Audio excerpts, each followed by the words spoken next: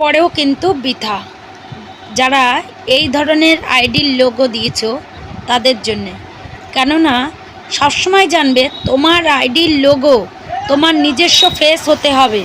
কেননা তোমরা যারা বাচ্চার ফটো দিয়ে তোমরা এই রকম বিভিন্ন ফটো দিয়ে যারা লোগো দিচ্ছ তাদের কিন্তু কখনো ব্লু ভেরিফাই আইডি হবে না। কেননা ব্লু ভেরিফাই আইডি করতে গেলে তোমার আধার কার্ডের লোগো কিন্তু ব্যবহার করতে হয়।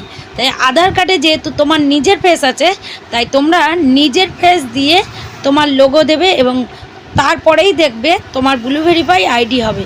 এটা হচ্ছে অরিজিনাল কথা। তোমার দেখা যাচ্ছে অনেক বড় ক্রিয়েটার হলে অনেক বড় প্রোফাইল হয়ে গেল, অথচ তারপরেও তোমার ইস্যু এসে গেছে। এবার কোনো ইস্যু যদি থাকে ফেসবুক কিন্তু তোমাকে নির্ধারিত করবে, একা একা বলবে লাইভ করার জন্যে, কিন্তু তোমার এই ফেস আর তোমার আইডি আর তোমার মুখের কথাগুলো কিন্তু ফেসবুক মেলায়। তাই এইগুলো যদি না থাকে